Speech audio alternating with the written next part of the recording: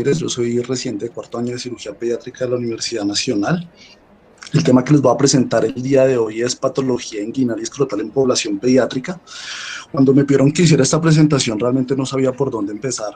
Me parece que es un tema largo, complejo, y cada una de las patologías que voy a nombrar a lo largo de esta presentación pues tiene un manejo y tiene su discusión, pero pues teniendo en cuenta principalmente quienes van a participar en esta reunión, pues decidí proponerles que lo hiciéramos de la siguiente forma, respondiendo preguntas.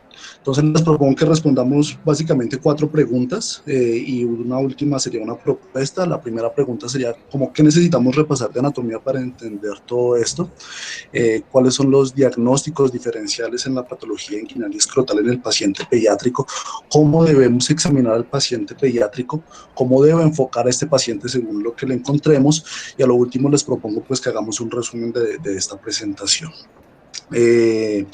Como les decía, pues la primera pregunta que quiero que tengamos en cuenta es ¿qué necesitamos repasar de anatomía? Porque pues para entender un poco estas patologías es importante tener en cuenta algunos conceptos de anatomía, que realmente cuando uno pues estudia en los primeros semestres de medicina como que no le ve mucho sentido, pero cuando uno ya comienza a estudiar la parte de la cirugía, creo que muchas de las cosas que uno le enseñaron ya comienzan a tener un poco más de sentido. Y me gustaría que empezáramos a hablar algo de la pared abdominal y ya irán entendiendo a lo largo de la presentación por qué es importante. Entonces, en cuanto a la pared abdominal, es importante que tengamos en cuenta que puede ser una pared, digamos que la podemos ver de dos formas, a nivel de la línea media o a nivel anterolateral. Como les decía, pues a nivel de la línea media la estructura va a ser distinta, va a ser la unión de las fascias para formar una aponeurosis, y a nivel anterolateral pues, lo que vamos a ver principalmente es masa muscular. ¿Por qué es importante hacer esta diferenciación? Porque en el momento en que pues nosotros, por lo menos los que nos dedicamos a la cirugía, vamos a hacer alguna intervención, no es lo mismo entrar por la línea media que entrar por una línea anterolateral. Cuando les pregunto qué recordamos de la pared abdominal, digamos que ya muchas cosas las hemos olvidado a estas alturas de la carrera, yo creo. Y es importante pues que repasemos nuevamente las capas de la pared abdominal. Como les decía, pues tenemos dos partes, una parte a nivel de la línea media y otra anterolateral. Y a nivel de la parte anterolateral vamos a tener las siguientes estructuras. Vamos a tener la piel, tejido subcutáneo, con una fascia de Campi y Scarpa a nivel infraumbilical, una fascia de revestimiento, unos músculos abdominales, una fascia transversa, grasa extraperitoneal y peritoneo. Tratemos de ubicarlos mejor aquí en esta imagen. Entonces, ahí podemos ver la piel, podemos ver el tejido subcutáneo, la grasa subcutánea, una fascia de revestimiento que va por encima de los músculos abdominales, que son 3 a nivel anterior y lateral, que son el oblicuo mayor, el oblicuo menor y el transverso, una fascia transversa, que si logran ver ahí, bueno, les voy a señalar acá, es esta línea cafecita que ven aquí detrás de los músculos, sería una fascia transversa, la grasa extraperitoneal que se encuentra entre esta fascia transversa y el peritoneo. Y a nivel de la línea media también encontramos piel, tejido subcutáneo, pero a diferencia de la parte lateral encontramos una línea alba, unos músculos rectos anteriores, una fascia transversa, una grasa extraperitoneal igualmente y un peritoneo. Señalémoslos nuevamente en la imagen. Ahí podemos ver la piel, el tejido subcutáneo, una línea alba, los músculos rectos anteriores, una fascia transversa, la grasa extraperitoneal y el peritoneo parietal. Entonces, tratando como de disecar una imagen, esas imágenes pues son de Netter, me gustan mucho las imágenes de Netter, podemos ver ahí por ejemplo la piel, el tejido subcutáneo, la línea alba acá a nivel de la línea media, que la línea alba es la unión de la fascia de los músculos que forma una aponeurosis aquí en el centro, en toda la línea media. A nivel lateral encontramos una fascia de revestimiento. Lo que sí cambia en la parte anterolateral, la parte de los músculos, aquí podemos ver, por ejemplo, cómo está el músculo disecado. Podemos ver, perdón, este es el músculo. Aquí podemos ver otro músculo que es el oblicuo menor y debajo de este se encuentra el músculo transverso. Y a nivel de la línea media, pues tenemos la unión de las fascias que va a formar la línea alba aquí, la aponeurosis esta. Vamos a ver también la fascia transversa que está detrás de este músculo transverso y vamos a ver debajo de eso una grasa extraperitoneal y un peritoneo. No quiero tocar estos temas ahorita, pero pues porque es importante saber todo esto. y es por la composición del canal inguinal. ¿Qué es el canal inguinal? Es un conducto a través del cual pasa el cordón espermático en el hombre y el ligamento redondo en la mujer. Y lo que va a hacer es que va a conectar la cavidad abdominal con el escroto o los labios mayores. Entonces, esta parte, esta región de acá, sería lo que es el canal inguinal. Sucede que durante el periodo gestacional, las gónadas se van a formar a nivel retroperitoneal. Aquí en el mesonefros se va a formar algo que se llama la cresta genital. Y en la cresta genital se van a desprender dos estructuras que son los cordones gonadales acá. Estos cordones gonadales, todavía indiferenciados en la semana quinta, más adelante se van a convertir en lo que son los testículos y los ovarios, dependiendo la influencia hormonal, dependiendo si se trata de un embrión XX o XY. ¿Y por qué es importante entender esto? Porque los ovarios y los testículos se van a formar inicialmente en la región retroperitoneal y después van a migrar hacia la región escrotal. Van a tener un gubernáculo, ese gubernáculo en los hombres va a servir de anclaje a los testículos y lo va a anclar después al escroto, y en las mujeres se va a convertir en el ligamento redondo. El peritoneo que envuelve eso, que está anterior, que envuelve lo que sería la formación aquí de los testículos y de los ovarios, se va a formar más adelante en lo que se llama la túnica vaginalis y va a atravesar la pared abdominal. ¿Cómo así? Es decir, a nivel de la semana 26 más o menos, va a empezar el descenso testicular y en ese descenso pues va a arrastrar las capas de la pared abdominal. Entonces, ¿se acuerdan de las capas que habíamos visto a nivel de la pared abdominal? Se representan acá en lo que es el canal inguinal. Y pongo entre comillas que es un espacio virtual porque debería estar cerrado. Pero en algunas patologías, como vamos a ver más adelante, el hecho de que permanezca abierto va a generar, por ejemplo, hernias, hidrocele, como ya les explicaré más adelante. Entonces, acá está el canal inguinal. Cavidad abdominal aquí arriba, aquí abajo, hacia aquí abajo va a comunicarse con el escroto y va a atravesar las diferentes capas de la pared abdominal, como les había dicho. Recordemos las capas que están ahí. Entonces, ¿se acuerdan de las capas de la pared? Vamos a verlas, pero entonces veámoslas desde adentro hacia afuera. Entonces tenemos el peritoneo, que es esta estructura de acá, la grasa extraperitoneal, la fascia transversa, los músculos abdominales, una fascia de revestimiento, el tejido subcutáneo y la piel. Señalémoslos ahora cada uno de ellos. El peritoneo, acá lo podemos ver. La grasa extraperitoneal es esta que va acá por delante del peritoneo. Los músculos, la fascia transversa, que la podemos ver acá señalada, es esta capita blanca que vemos acá. El músculo transverso, aquí lo podemos ver. El oblicuo menor, que sería este, y el oblicuo mayor, que sería este. Y una fascia de revestimiento, pues que a nivel del canal inguinal ya no tiene importancia. Entonces, como les decía, el canal inguinal es un espacio virtual. Entonces, va a tener un peritoneo que se va a invaginar y va a formar un saco, un anillo de entrada, un anillo de salida y va a atravesar estas estructuras. Eso es lo que conocemos como el canal inguinal. Imaginémonoslo como de una forma geométrica, una forma análoga. Tenemos, como les decía, un orificio de entrada que llamaríamos el anillo inguinal profundo, un orificio de salida que sería el anillo inguinal superficial, y a través de ahí pues pasarían las estructuras que van de la cavidad abdominal al escroto.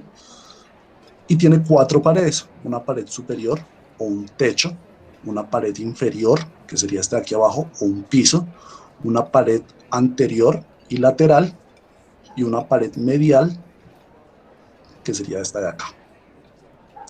Entonces, como les decía, el canal inguinal tiene 2 anillos, 4 paredes y un contenido. Entonces, 2 anillos, el anillo de entrada, que sería el anillo inguinal profundo, que sería este de acá, y acá lo podemos ver. Acá podemos ver cómo se abre a nivel de la fascia transversa. Después seguiría un anillo de salida, que sería el anillo inguinal superficial, que está a nivel, si ven acá, este es el músculo oblicuo mayor. Un techo, que sería esta parte de aquí arriba, que sería el músculo transverso, este, y el oblicuo menor, que sería este, que juntos van a formar algo que se llama el tendón conjunto. Un piso, que es un repliegue de este músculo oblicuo mayor, que es el ligamento inguinal. La parte anterior también va a ser el músculo oblicuo mayor, si lo podemos ver acá. Posterior, medial, vamos a encontrar esta fascia transversa aquí. Si lo podemos ver, como tratar de imaginarlo de una forma geométrica. Y en los hombres va a tener el cordón espermático y en las mujeres el ligamento redondo del útero. Entonces, el cordón espermático, ¿qué contiene? Contiene el conducto deferente que sale de los testículos, 3 arterias, una arteria testicular del conducto deferente y cremasterina, un plexo pampiniforme, unas fibras nerviosas y unos vasos linfáticos y unas capas de las que ahorita les voy a explicar más adelante. Entonces acá vemos cómo pasa, sale acá el anillo inguinal superficial en el oblicuo mayor, si recuerdan, sale ahí el cordón espermático con sus arterias, con su plexo pampiniforme. Ahí dentro de eso va el conducto deferente, que es muy importante preservarlo en las cirugías. En cuanto al escroto, el escroto es una representación de las capas de la pared abdominal. Recordemos otra vez las capas de la pared abdominal, las 7 capas, la piel, tejido subcutáneo, la fascia de revestimiento, los músculos, la fascia transversa. Y cada una de las capas del escroto va a venir derivadas de alguna de estas estructuras de la pared abdominal. ¿Por qué? Pues en el descenso también va a arrastrar parte de los elementos de estas capas. Entonces, el equivalente a la piel del abdomen va a ser el escroto, el tejido subcutáneo va a ser el dartus, del oblicuo mayor se va a desprender la fascia espermática externa, del oblicuo menor la fascia espermática media, del cual se desprenden las fibras del músculo cremaster, de la fascia transversa sale la fascia espermática interna y del peritoneo sale lo que sería la túnica vaginalis. Si vemos acá nuevamente, el peritoneo, acá, que es este, se va a invaginar para envolver lo que sería el cordón espermático. Entonces, como les decía, pues es una representación del descenso de los testículos hacia el escroto. Entonces podemos ver que atraviesa las capas y a medida que atraviesa las capas, pues también se va llenando de elementos de esta, como les iba explicando. Entonces veamos las capas del escroto. Tenemos básicamente 6.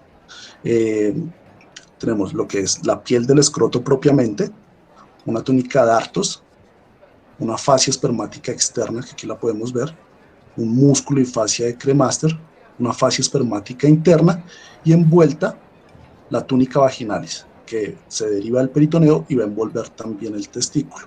Aquí podemos ver en un corte transverso lo mismo, la piel, la túnica de dartos, la fascia espermática externa, el cremaster, que es la fascia espermática media, la interna, y por último, esto que envuelve aquí de color moradito sería la túnica vaginalis. Entonces, ya entendiendo un poco estos conceptos, pues entramos a ver cuáles son las principales patologías que se presentan a este nivel. Para entender un poco de esto, pues entonces dividamos las patologías según si son urgentes o no son urgentes. ¿Por qué? Porque el manejo va a ser distinto. Entonces, patología inguinoescrotal, vamos a dividir entre la que es urgente y la que no es urgente. Y a su vez, cada una de estas la vamos a dividir en lo que requiere manejo quirúrgico, la que no requiere manejo quirúrgico, igualmente en las patologías no urgentes. Entonces, hablemos de las patologías urgentes. En cuanto a la patología urgente, la podemos dividir en la que es quirúrgica y la que no es quirúrgica. En la quirúrgica vamos a encontrar principalmente 3 patologías: la torsión testicular, la hernia inguinal complicada y el hidrocele a tensión. No se preocupen que ya ahorita voy a ir desglosando cada una de estas patologías. Y la parte no quirúrgica, donde tenemos la torsión del apéndice, la epidimitis y la orquitis o Burkitt epidimitis. Pero puede suceder que a veces la torsión de un apéndice testicular se vuelve una urgencia quirúrgica, como les voy a explicar más adelante. Entonces, les recuerdo, urgente y no urgente. En lo urgente, lo que es de manejo quirúrgico y lo que no requiere manejo quirúrgico. De lo que requiere manejo quirúrgico, torsión testicular, hidrocele a tensión, hernia inguinal complicada. La torsión testicular se puede presentar a 2 niveles. A nivel escrotal, cuando el testículo está normalmente en el escroto, o cuando se trata de testículos no descendidos, que se van a torcer a nivel del canal inguinal. La hernia complicada y la torsión de la hidatía testicular o hidatía morgani. Y como les decía, se puede convertir en algunos casos en una urgencia quirúrgica. Entonces, en cuanto a lo no urgente, podemos dividirlo en lo que requiere manejo quirúrgico y lo que no requiere manejo quirúrgico. Lo que requiere manejo quirúrgico entraría aquí el hidrocele en los niños mayores de 2 años, una hernia inguinal no complicada, varicocele y tumores. Testículo no descendido, pero en niños mayores de 1 año, ya requiere manejo quirúrgico, y la presencia de un quiste del conducto peritoneo vaginal. Las patologías no quirúrgicas están el testículo no descendido antes del año, es decir, que antes de un año no se opera un testículo que no ha descendido, un hidrocele, antes de los 2 años no se opera, hay otra entidad que se llama el edema escrotal idiopático, y las adenopatías inguinales, pues que tampoco requieren un manejo quirúrgico propiamente.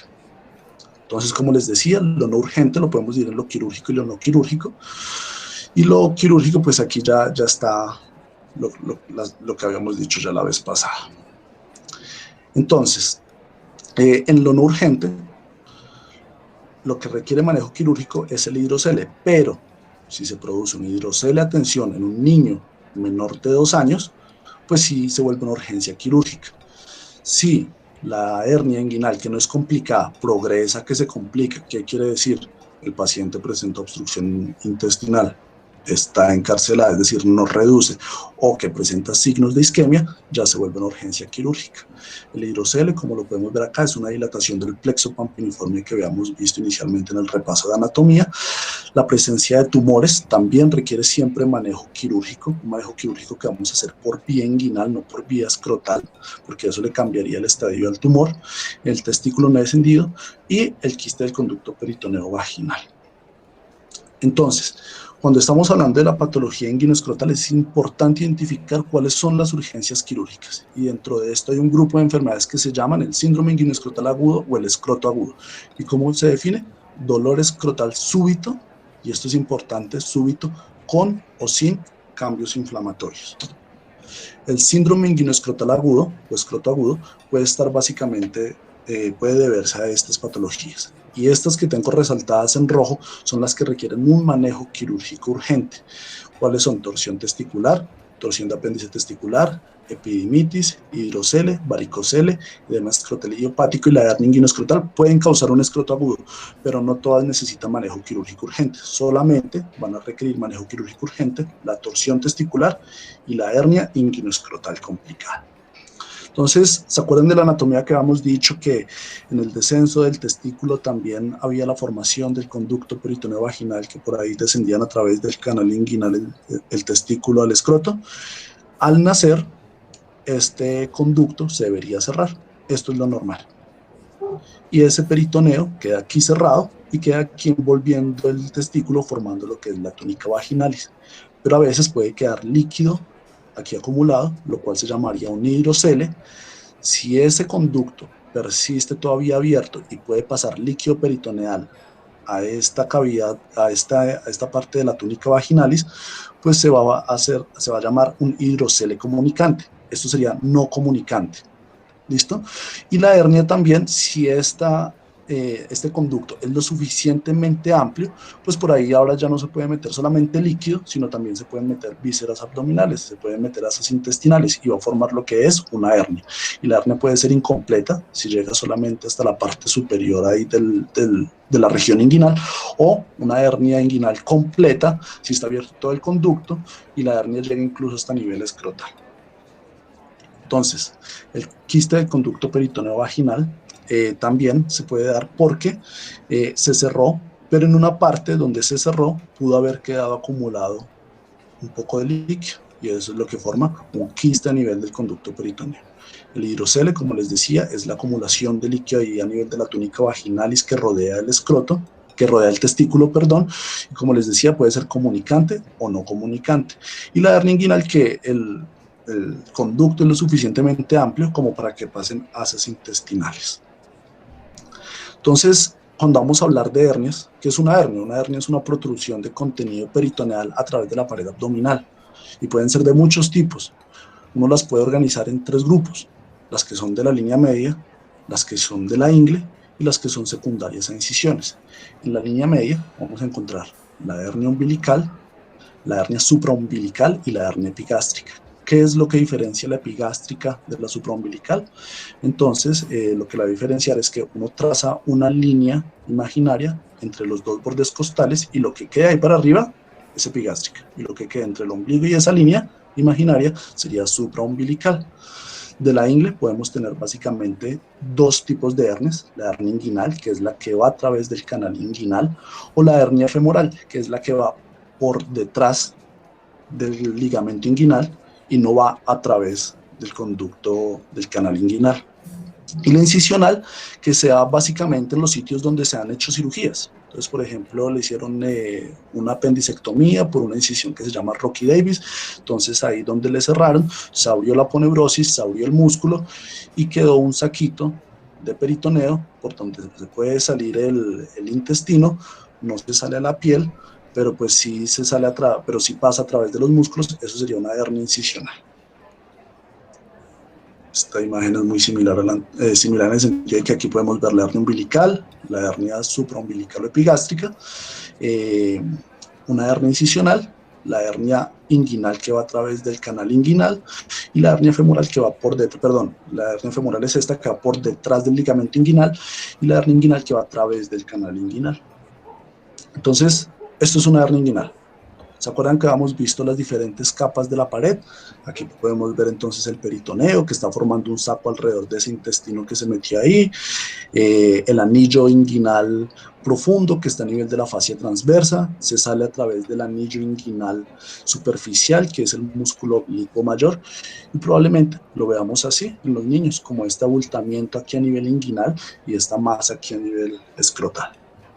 Entonces, las hernias inguinales, para entenderlas un poco mejor, las podemos dividir según su origen, según qué tan grandes son y según la clínica que tienen. Según su origen, es decir, si es directa o indirecta. Esto quiere decir que directa va medial a los vasos epigástricos, indirecta va lateral a los vasos epigástricos. Ya les voy a explicar este concepto. Esto quiere decir que va a través de la pared posterior, la indirecta va a través del anillo inguinal profundo. Y normalmente las hernias directas son las hernias de los adultos, son las hernias por debilidad en la pared abdominal. Y las hernias indirectas, que son las más frecuentes en niños, por lo general son congénitas, según la magnitud, si es completa o incompleta, es decir, si llega hasta el escroto o se queda ahí a nivel del canal inguinal. Y según la clínica, la podemos definir si es complicada o no complicada. La que es complicada, básicamente tres cosas: obstrucción intestinal. Si está encarcelada, ¿qué quiere decir? Que el intestino está ahí y no lo logramos devolver por diferentes maniobras a la cavidad peritoneal. Y si ya comienza a presentar ahí celulitis o cambios inflamatorios ahí en la piel, lo cual nos sugiere que ya está comenzando a presentar isquemia, con posterior necrosis, perforación y pues toda la complicación que eso genera. Entonces, directa versus indirecta. Entonces, acá en esta imagen podemos ver los vasos epigástricos inferiores. Mírenlos acá. Acá los estoy señalando. En estos vasos epigástricos lateral está el anillo inguinal profundo. Si se va la hernia por ahí, es indirecta.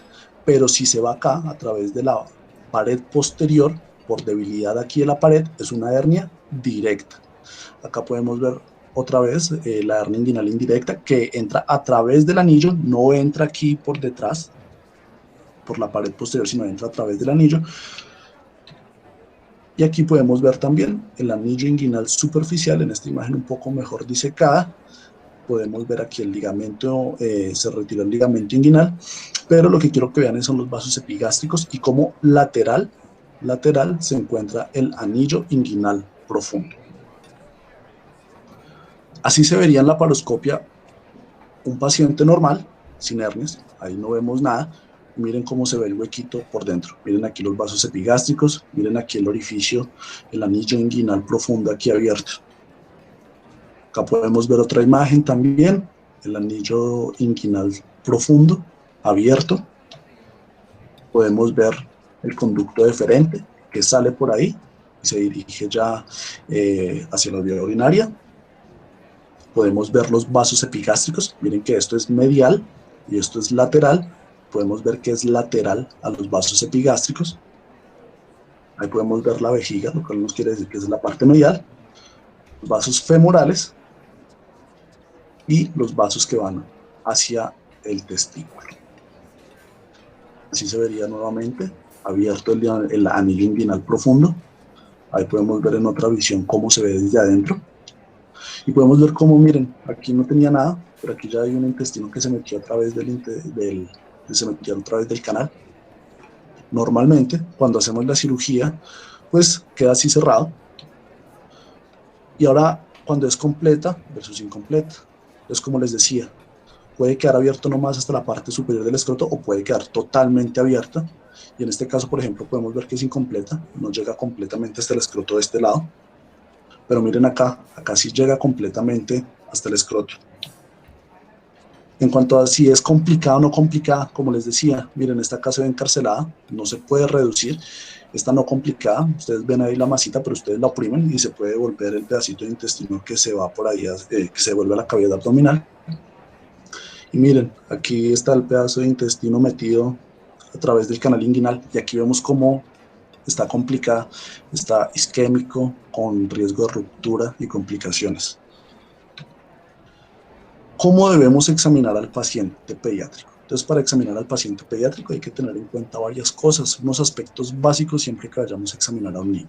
Tiene que ser en un ambiente tranquilo por lo general, las preguntas tienen que ser muy dirigidas, uno tiene que intentar ganarse siempre la confianza del niño, ya sea jugando con él, explicarle al paciente, los niños que ya entiendan lo que se les va a hacer, examinarlo siempre en la presencia de los padres o los cuidadores, intentar, si es posible, examinar al paciente en brazos de los padres o de los cuidadores, y por último, dejar para lo último lo que más le molesta o le duele al niño, para que no dificulte el resto del examen físico.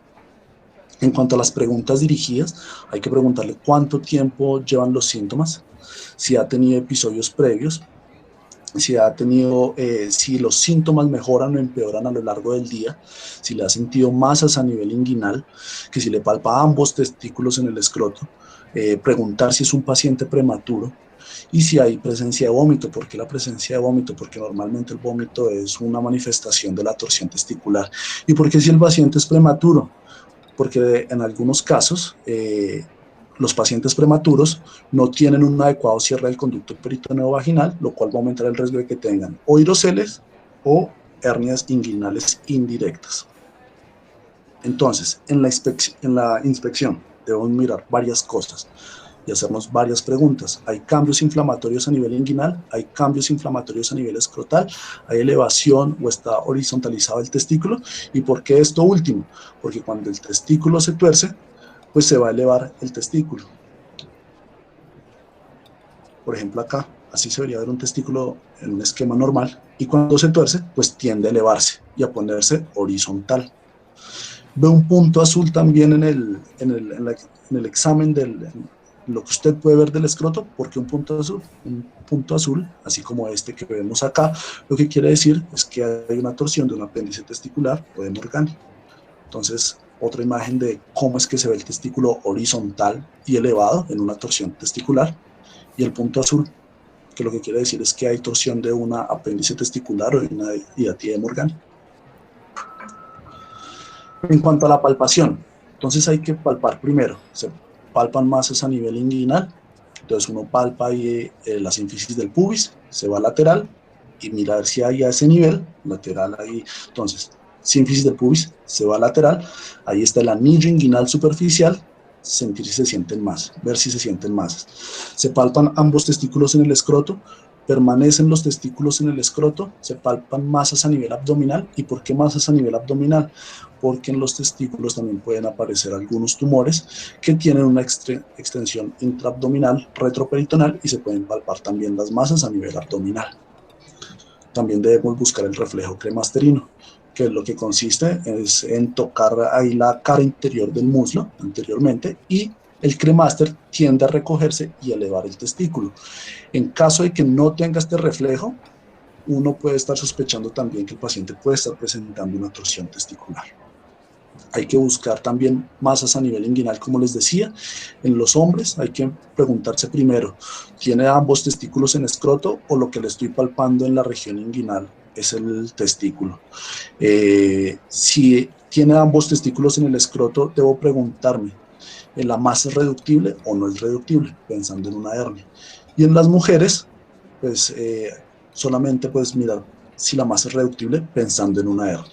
Y en caso de que sea unilateral o bilateral, eso también nos puede decir o que si es bilateral tiene hernias a ambos lados, o que si es, o también que tenga adenopatías bilaterales.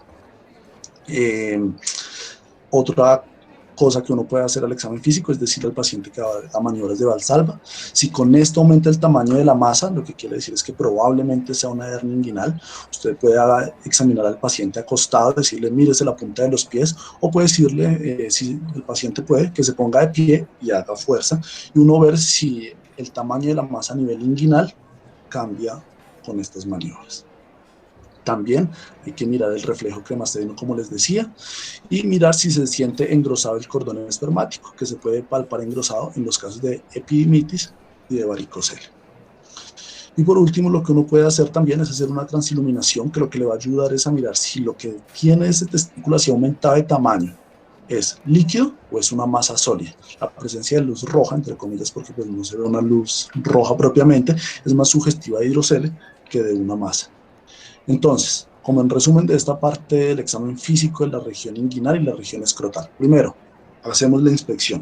Miramos si tiene una masa a nivel inguinal, una masa a nivel escrotal. Miramos si hay cambios inflamatorios a nivel inguinal o escrotal. Miramos si el testículo está ascendido o está horizontal. A la palpación, palpamos el cordón espermático, miramos si está engrosado o no. Miramos si hay un aumento del tamaño testicular o del escroto de ese lado. Miramos que palpemos ambos testículos, palpamos la cavidad abdominal a ver si se palpa alguna masa abdominal, miramos si hay reflejo cremasterino y hacemos una transiluminación y miramos si es sugestivo más de el aumento del tamaño escrotal es por líquido o es por la presencia de una masa. Y también miramos, en la transiluminación también nos ayuda a buscar el punto azul de la torsión de Hidati. ¿Cómo debemos entonces enfocar con todo esto que les he dicho al paciente pediátrico? Entonces acuérdense que les había dicho, la patología inguinal y escrotal la podemos dividir en lo que es urgente y la que no es urgente. La que es urgente, entonces quirúrgica y no quirúrgica, y la no urgente también quirúrgica y no quirúrgica. Miremos primero la patología urgente. Y lo principal es identificar si el paciente tiene un escroto agudo o síndrome inguinescrotal agudo.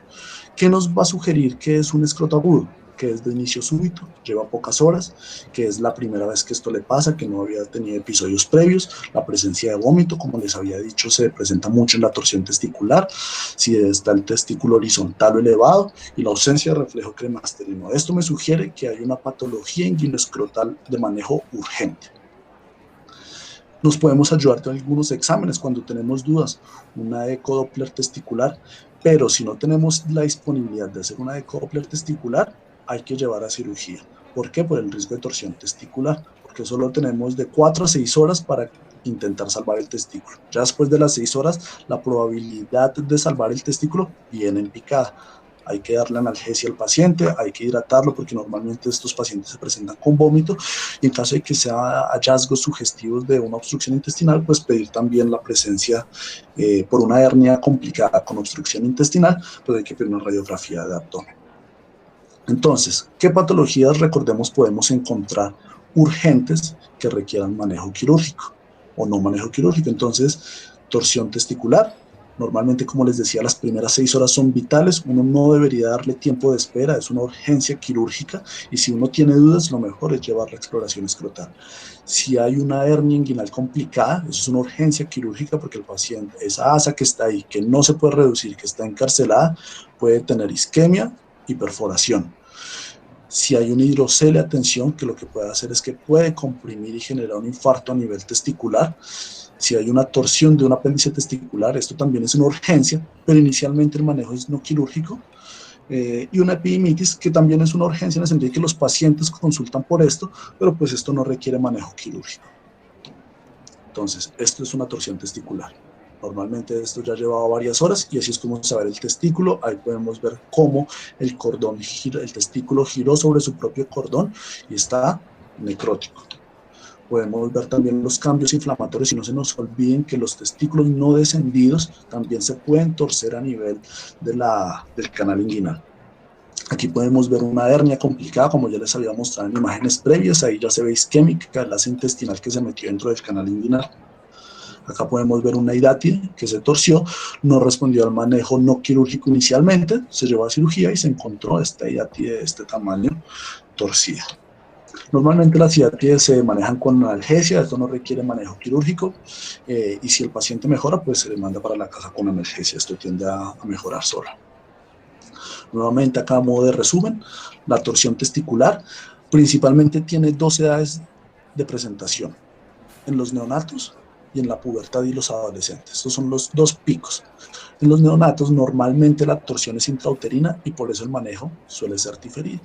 En los adolescentes o en los pacientes que ya se encuentran en la pubertad, sí es una urgencia quirúrgica. Y como les decíamos, encontrar el testículo elevado y horizontal y vamos a determinar el tiempo de evolución. Entonces, si tenemos menos de 6 horas, hay que correr con este paciente. Ya después, pues sí, hay que hacer una cirugía urgente, pero uno le va a decir a los papás que la probabilidad de que el paciente requiera orquiectomía, es decir, de que le quitemos el testículo, ya es mucho más alta. Y en el testículo, pues cuando está el testículo horizontal, pues palpar también que haya una masa testicular y normalmente pues también va a estar el vómito como un síntoma ahí concomitante de la torsión testicular. El tiempo de evolución nos va a ayudar a determinar la cirugía, los desenlaces y normalmente cuando llamamos a cirugía, para que el otro que está todavía no se ha torcido, también tiene el riesgo de que no se encuentre adecuadamente fijado dentro del escroto, entonces se tiene que hacer una fijación del otro testículo para que no le pase lo mismo que lo que le pasó al que se torció. En la hernia complicada, ya dijimos, encarcelada, obstruida o que presenta isquemia o necrosis. Normalmente estos pacientes son niños que ya tienen el diagnóstico de hernia, tienen síntomas crónicos, estaban a espera de pronto de que se les programara la cirugía, pero presentan la urgencia. Entonces, en estos casos hay que llevarlos a cirugía urgente. El hidrocele, atención, normalmente pues uno palpa, pero si el testículo duele, uno palpa ese testículo, ese escroto brillante con dolor a la palpación, hay que llevar a cirugía para descomprimir ese hidrocele.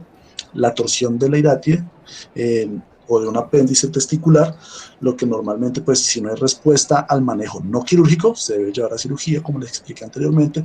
Y la epidimitis u orquitis en infecciones de transmisión sexual, principalmente en adolescentes, y en niños más pequeños normalmente se puede ver infecciones virales, esto no es frecuente, pero puede pasar. También se puede ver a uréter ectópico que está generando como una migración de bacterias ahí retrógradas, y en estos pacientes vale la pena hacer uroanálisis y gran porque normalmente esos pacientes suelen presentarse con piuria y con bacteriuria. Entonces ya dijimos las patologías urgentes, ahora las no urgentes. Tenemos las que son de manejo quirúrgico y las que no son de manejo quirúrgico. En la no urgente, entonces tenemos lo que es el hidrocele, los testículos no descendidos, el varicocele, la presencia de tumores y las hernias inguinales, pero recordemos las no complicadas. El hidrocele, como les decía, puede ser comunicante o no comunicante. Los testículos no descendidos pueden ser unilateral o bilateral. En los varicoceles hay que buscar patologías intraabdominales que estén dificultando el retorno venoso. Y en los tumores, por lo general, hay dos picos de presentación, en los preescolares, hacia los 2 años aproximadamente, y en la pubertad. Entonces, el manejo de las patologías no urgentes, el hidrocele, como les decía, normalmente uno deja el hidrocele, si no está a tensión, si no es complicado, esperar hasta los 2 años de edad. ¿Cómo diferenciar si es comunicante o no comunicante? Entonces la mamá le va a decir, no, el niño se despierta con el testículo, con el escroto es normal y a lo largo del día ya comienza a aumentar de tamaño. Eso nos quiere decir que crónicamente a medida que el niño está de pie, pues pasa el líquido peritoneal hacia la cavidad, hacia la túnica vaginalis y por lo tanto pues se va a inflamar. El no comunicante permanece con un volumen estable, ese no va a cambiar de tamaño a lo largo del día. Entonces en el comunicante el conducto peritoneo vaginal persiste abierto, pero es tan pequeño que solo pasa líquido, porque si estuviera más grande pasaría a un intestino y ya sería una hernia, y en el no comunicante está cerrado. Entonces, pues ahí toca esperar hasta los 2 años porque eso tiende a cerrarse o reabsorberse solo hacia los 2 años de edad. Si después de los 2 años esto no ha mejorado, hay que llevar la cirugía. Los testículos no descendidos, o la criptorquídea, hay que hacer un diagnóstico diferencial de lo que son los testículos retráctiles. Entonces uno le examina la región inguinal, le palpa ahí la masa, el testículo, uno lo baja hacia el escroto y si permanece en el escroto ya después de que uno lo bajó, uno dice es un testículo retráctil. Pero si a pesar de esto el testículo se devuelve y persiste en el canal inguinal, uno ya está hablando de un testículo no descendido, que puede estar a nivel del canal inguinal o intraabdominal. En estos casos, lo mejor es siempre remitir a un especialista. En algunas guías dicen que no es necesario solicitar ecografía, pero ¿por qué dicen no es necesario hacer ecografía?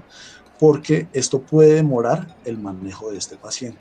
¿Y qué pasa si no damos un manejo oportuno a estos niños con testículos no descendidos? Pueden pasar dos cosas: se aumenta el riesgo de cáncer, la atrofia, o que el testículo se desaparezca.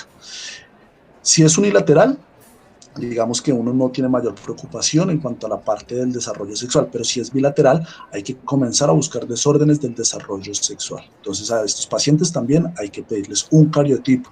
El varicocele, como les decía, es la dilatación del plexo pampiniforme. Hay que buscar patologías intraabdominales que estén limitando el retorno venoso.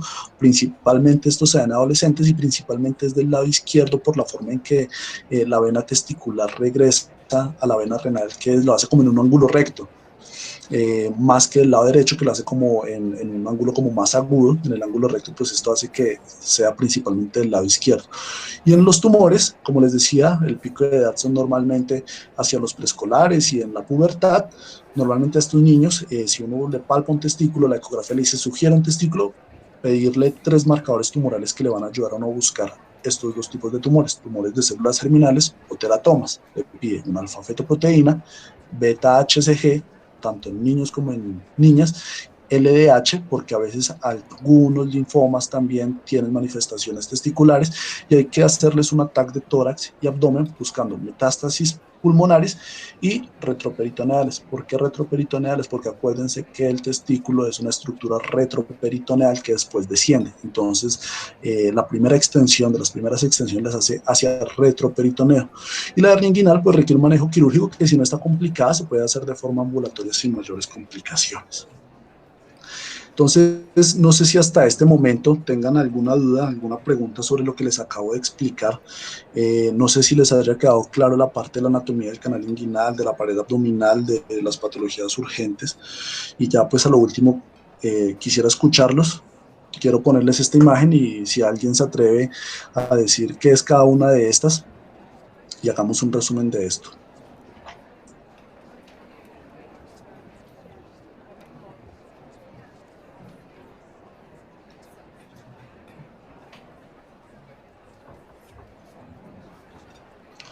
Bueno, entonces, los noto muy callados. Entonces, en este, ¿qué diríamos que tiene? Podría ser Normal. normal, exactamente. Acá tenemos lo que podría ser una Hernia inguinal. hernia inguinal. Muy bien, acá está abierto el conducto peritoneo vaginal y está formando un hidrocele aquí a esta parte, ¿sí? Es comunicante. Ah, no, perdón, sería esta, comunicante. Aquí sería una hernia inguinoescrotal. Inguinal completa. Y aquí sería un quiste del conducto peritoneo vaginal que se mantuvo cerrado. Entonces, a modo de conclusión de todo esto que les acabo de contar. Entonces, tenemos una pared abdominal con diferentes elementos, ¿cierto? Los que podemos ver principalmente 7 componentes. Estos componentes se van a ver representados a nivel del canal inguinal, como lo vemos acá: el peritoneo, la fascia transversa, el músculo transverso, el oblicuo interno menor, el externo o mayor, y a través de esto pues se palpa el conducto. ¿Sí están viendo ahí? No, Andrés, no hay Doctor, pantalla. creo que dejó de presentar por un momento. Ah, ok, perdón. Entonces, aquí a nivel del canal inguinal, nuevamente las paredes, recordemos las 7 capas. Recordemos que el canal inguinal... Todavía no hay imagen, Andrés. ¿Ya hay imagen acá? No.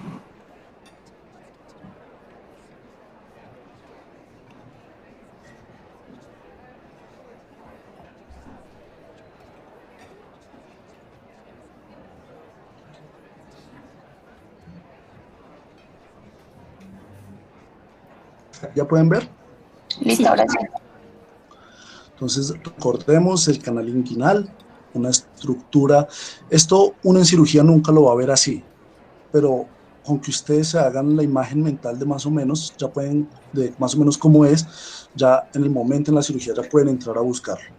2 anillos, 4 paredes, las que podemos ver: el anillo de entrada, el anillo de salida, las capas que atraviesa, las capas del escroto, las capas del escroto acá nuevamente, las que podemos ver que son una representación de las capas de la pared abdominal.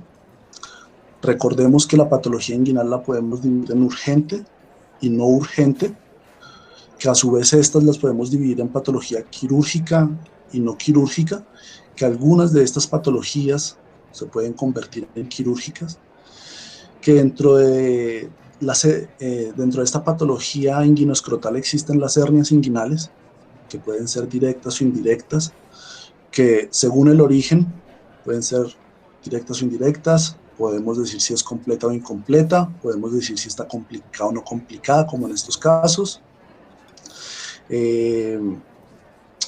Recordemos nuevamente la parte del examen físico.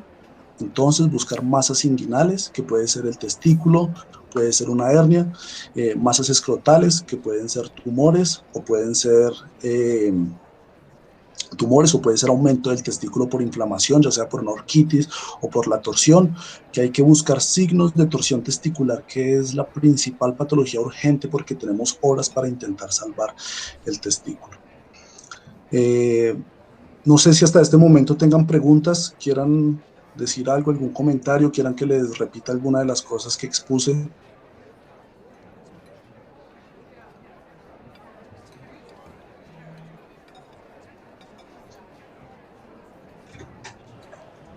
Doctor, en el chat han formulado algunas preguntas. No sé si quiere que se las lea. Listo, ya las reviso entonces. A ver.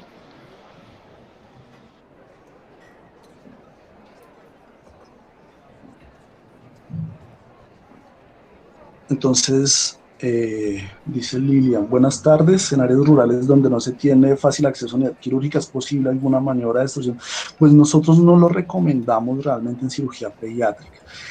En urología de adultos ellos sí lo hacen, pero por lo menos nosotros en cirugía pediátrica no lo recomendamos porque pues, puede que usted le dé otra vuelta adicional en vez de destorcerlo. Pero pues si lo logra, yo creo que si tiene difícil acceso y se demora la remisión, creo que podría hacerse. El signo de PREM también, bueno, pues no me gusta usar como mucho los epónimos, pero pues aquí está. Si quieren, vaya formulando sus preguntas ahí al chat, yo los puedo ir leyendo. Y lo que les digo, si quieren que les vuelva a explicar nuevamente algo, pues me pueden decir y les vuelvo a explicar lo que de pronto no les haya quedado muy claro.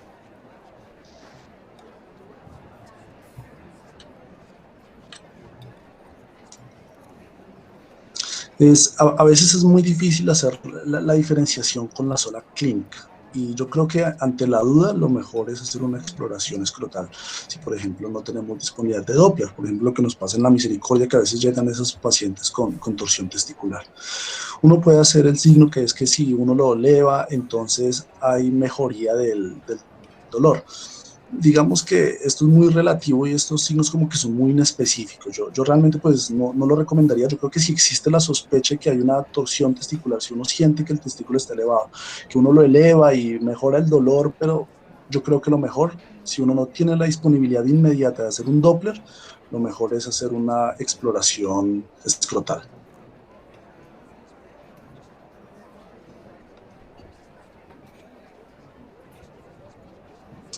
Patologías intraabdominales, principalmente masas. Las masas, digamos que la otra pregunta que hay en el chat es ¿qué patologías intraabdominales? Más que todo buscar masas intraabdominales. Masas intraabdominales. Acordémonos que los niños también tienen tumores, que a los niños también les da cáncer. Si ustedes se ponen a recordar, los principales tumores en la infancia son básicamente 5. Básicamente son 5 los tipos de tumores en la infancia. Los tumores más frecuentes normalmente, entre el primer y segundo punto están los... no sé si puedan ver ahí en el bloc de notas que estoy anotando. Sí, sí se ve, Andrés. Entonces me pregunta, bueno, ¿y qué patologías intraabdominales pues debemos mirar acá? Entonces yo les digo, bueno, eh, miremos lo siguiente, ¿cuáles son los tumores más frecuentes en la infancia? ¿Sí? Porque también tenemos, digamos que esto es una aproximación integral. Y vemos que los principales tumores en los niños son las leucemias y los linfomas. En segundo lugar, en Colombia y en la Misericordia se pelean el puesto, son los tumores del sistema nervioso central. En tercer lugar está el neuroblastoma, que es un tumor que se puede presentar a nivel de las glándulas suprarrenales. Se presenta normalmente hacia los 2 años, normalmente puede estar en las glándulas suprarrenales y puede generar un efecto de masa que disminuye el retorno venoso. ¿Qué otras patologías, qué otros tumores tenemos? Tenemos también el nefroblastoma, que se conoce también como tumor de Wilms, ¿sí? Y estos tumores también generan dificultad en el retorno venoso, por lo tanto, también.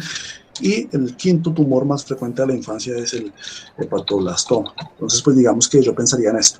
Ya hay menos frecuencia, digamos que podríamos poner en un sexto, séptimo lugar los tumores de células germinales, ¿sí? Que son todos los tumores testiculares o tumores que tienen una extensión retroperitoneal. Acuérdense que, como les decía, las gónadas se forman a nivel retroperitoneal y luego descienden. ¿Qué otra pregunta tienen? No sé. Aparte del cariotipo, ¿qué otros estudios se deberían solicitar en el estudio de la criptorquidia bilateral? Esperen que hay otras preguntas más arriba. El manejo bueno, dice Jorge Esteban, no me queda claro cuál es el manejo del testículo retráctil. No, el manejo del testículo retráctil realmente no requiere un manejo quirúrgico. El testículo retráctil, lo que uno tiene que ver es que no sea una criptorquía y realmente pues eso va a mejorar solo. Realmente es observarlo. ¿Sí? Entonces, el único manejo es observarlo. Si usted tiene dudas sobre si es un testículo retráctil o es una criptorquía, remítalo a un especialista, ya sea en urología pediátrica o cirugía pediátrica, que se va a encargar pues como de mirar a ver qué le parece y le va a hacer el seguimiento correspondiente. Bueno, el tema de teratomas ya es un tema ya es un tema más complejo. Me pregunta aquí Lady Carolina, ¿por qué los teratomas hacen metástasis al pulmón? Más que los teratomas, los que hacen metástasis son los tumores de células germinales. Los teratomas, pues digamos que eso ya va para otra charla y uno puede decir si es un teratoma maduro o inmaduro y pues según eso ver el comportamiento. Principalmente los que hacen metástasis no son tanto los teratomas, sino más los tumores de células germinales, que como les decía, hacen extensión hacia retroperitoneo y hacia pulmón. Por eso pues uno debería solicitarle un TAC toracoabdominal a un paciente que uno en la ecografía que le solicitó dice que tiene un tumor testicular. Pregunta Juan Pablo Pérez, aparte del cariotipo, ¿qué otros estudios se deberían solicitar en el estudio de la criptorquilla bilateral? Ese también ya para otro tema, y es que los trastornos, si me permiten, les voy a mostrar, entonces tengo una presentación también de eso, sobre los desórdenes de la diferenciación sexual, para que entiendan por qué los marcadores. Regálenme un segundito.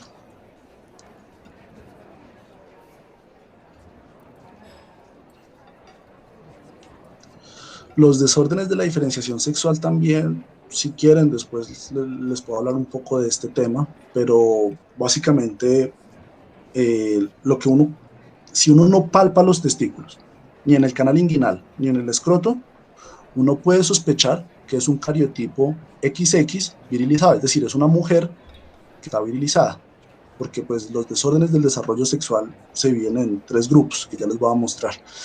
¿Qué otro? Pues eso hay muchos estudios que uno les puede pedir dentro de todo eso. Les puede pedir les puede pedir uno, vengan acá tengo la presentación, les puede pedir uno diferentes tipos de hormonas, pero yo creo que en un primer nivel y en lo que ustedes van a hacer, lo que uno puede pedir es una ecografía, si no ve los testículos, pero como les digo, la ecografía no es algo obligatorio ni es algo necesario para el abordaje por el especialista, porque el problema es que solicitémosle la ecografía y esperemos. Y en este sistema de salud, pues eso retrasa que el paciente tenga el manejo que necesita en el tiempo oportuno que necesita, que el testículo no se vaya a desaparecer. Entonces, pues los desórdenes del desarrollo sexual básicamente pues, son tres. Son genitales externos estimulados por andrógenos en mujeres genéticamente 46XX. Esto quiere decir que son mujeres, pero usted le ve como que tiene escroto o tiene imagen que sugiere como que es un pene. En hombres genéticamente que tienen producción o que no son estimulados por no reciben adecuada estimulación de las hormonas masculinas, entonces se van a ver por fuera como mujeres, y son 46XY. Y pues esto ya otro grupo que son a nivel de los cromosomas y eso. Pero básicamente el cariotipo es esencial, porque el cariotipo me va a permitir a mí clasificar en estos tres. Ya lo otro sí les recomiendo que lo dejen en manos del especialista.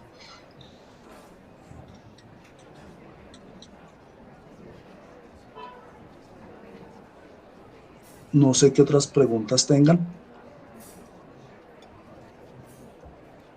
Hola Andrés, en el caso de el trauma escrotal tipo contusiones que nos llega con frecuencia, ahí el abordaje Sí. inicial, ¿cómo sería ante los cambios inflamatorios tan marcados con los que muchas veces llegan los niños? Entonces, lo que básicamente, pues no quise tocar este tema porque pues es otro tema también, pero el trauma escrotal tiene una connotación y es que pues hay un factor desencadenante, entonces puede tener cambios inflamatorios.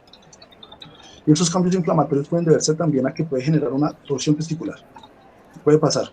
Un trauma leve puede generar una torsión testicular. Es decir, lo primero que ustedes tienen que hacer con cambios es interconsultarlo. Nosotros lo vemos y dependiendo cómo lo veamos, vemos si le solicitamos la ecodoppler o no. Si la ecografía Doppler no dice que tenga torsión testicular, lo que queremos ver es que tampoco tenga una disrupción del testículo. Porque en caso de que haya apertura de la túnica albuginea, que de pronto pues no se la señale acá, eso sí hay que corregirlo quirúrgicamente. Es decir, trauma testicular llega. Primero que hay que hacérsele Doppler. Si el Doppler dice que tiene una torsión testicular, porque como les digo, puede ser un factor desencadenante de torsión testicular, hay que operarlo de una. Si dice que también puede haber una disrupción o apertura de la albuginea, que ya se las muestro acá en una imagen, hay que operarlo. Pero si solamente es que tiene un hidrocele o que solamente tiene cambios inflamatorios, se deja quieto, se observa, analgesia y esperamos a ver cómo se comporta.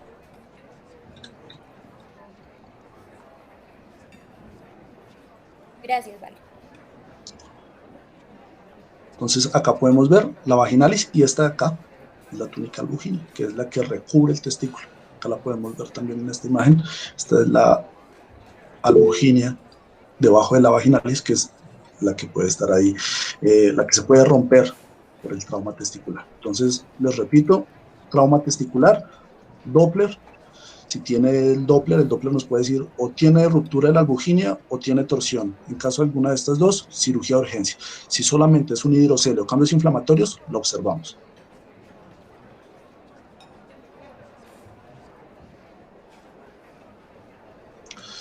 Normalmente, pues analgesia la que tengan a su disposición.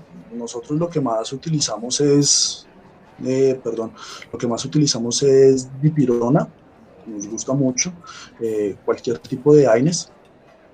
Entonces, pues en cuanto a esto de la analgesia, uno quiere un medicamento que ayude con la inflamación y no solamente con el dolor. Entonces, pues, digamos que para la analgesia, lo que es la dipirona y los AINES en general, tienen un buen efecto antiinflamatorio. El acetaminofén no es buen antiinflamatorio, entonces pues no lo utilizamos. El tramadol puede mejorar el dolor, pero no genera mejoría en los cambios inflamatorios y la morfina también se puede usar. pero pues eso ya es para casos muy severos. Pero normalmente si el paciente no responde, en el caso por ejemplo de la torsión de una diátesis, si no responde al manejo con dipirona y AINES, este paciente hay que operarlo nuevamente. Pero la recomendación es dipirona. Nosotros utilizamos en cirugía pediátrica en el Hospital de la Misericordia y por escuela utilizamos unas dosis de caballo, que es más o menos a 50 miligramos kilogramos y cada 6 horas, con una dosis máxima de 2 gramos cada 6 horas, y nos ha ido bien. Los pacientes no hemos tenido complicaciones con el uso de la dipirona de estas dosis altas. Desde que yo soy interno ahí, estudiante, pues siempre he visto que hemos utilizado esta dosis alta y no hemos visto ningún problema de agranulocitosis o que tengan alguna complicación por falla renal o algo por el uso de la dipirona. Y en cuanto al manejo ambulatorio, pues podemos utilizar ibuprofeno, es lo que más nos gusta, un ibuprofeno cada 8 horas, un naproxeno también. Y se le puede agregar también la dosis de acetaminofén, que ya algunos de ustedes conocen, que es de 10 a 15 miligramos kilogramo cada 6 horas, sin pasarnos de los 3 a 4 gramos diarios.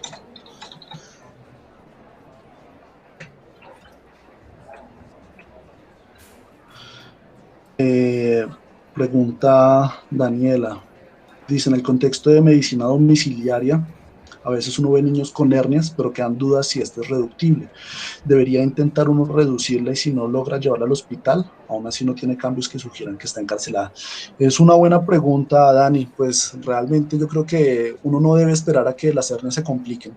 Yo creo que a veces los residentes estamos recargados de trabajo y a algunos especialistas no les gusta trabajar mucho en las noches, entonces uno dice, pues madre, ¿por qué me pasaron esta interconsulta, tal cosa? Miren, yo les recomiendo, cuando era médico general, yo remití, pues sigo siendo médico general porque apenas soy residente, pero yo remitía muchas cosas y prefiero ganarme el regaño de decir que me digan no tengo nada, a que después me regañen y me digan, oiga, mire, tenía algo. Si usted dispone de la ayuda o tiene dudas, pregunte, busque ayuda. Es preferible que ustedes digan no tenía nada, a que después digan sí tenía algo y lo dejé pasar.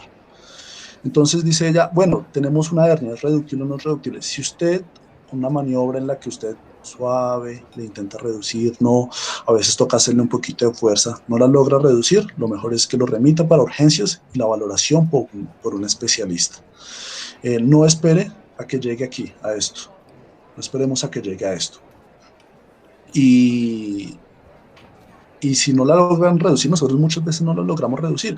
Puede que no sea algo de reducir, puede que, por ejemplo, y nos pasó era un testículo ahí torcido y todo el mundo intentando reducir y no nos habíamos dado cuenta de que no tenía el testículo en el escroto, era un testículo torcido, ¿sí? O que es un quiste del conducto peritoneo vaginal. Es mejor remitirlo si tienen dudas y no esperar a que se complique y a que lleguemos a este escenario.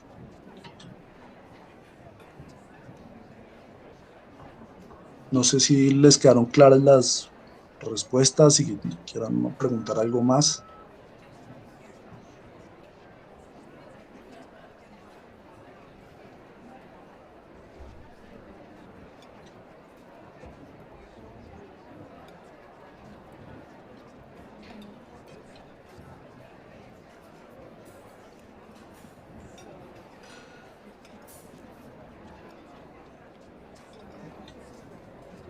No hay más preguntas. Pues bueno, muchas gracias por la invitación, pues espero hayan logrado entender. Yo sé que entender la anatomía del canal es algo difícil, incluso cuando uno es residente y está empezando a operar estas cosas, uno no ve los elementos tan claros, es difícil entenderlo. Lo que quiero es que se lleven como una idea mental de más o menos cómo es que funciona esto. No se preocupen, miren que muchas de estas cosas uno las va a ir aprendiendo en el camino. Dije muchas cosas, sé que de pronto pude haber mandado mucha información, pero lo que quiero más que memoricen esto es que como que hagan un esquema mental a la hora de abordar un paciente. Como les digo, no se preocupen por no entender completamente la anatomía del canal inguinal, incluso uno de residente y de R4 y de R5 ya a veces se envaina cuando uno entra a explorar el canal inguinal, incluso los mismos especialistas a veces no es fácil, pero pues Como decía la Target en su introducción ahí de anatomía, decía uno para aprender muchas cosas y especialmente anatomía, uno tiene que haberla olvidado 10 veces y haberla vuelto a aprender 10 veces. Entonces, cualquier cosa, pues alguna duda adicional, si quieren que les vuelva a explicar algo, si tienen más dudas, no duden en escribirme, en comentarme. Y les agradezco pues a todos la invitación a esta charla.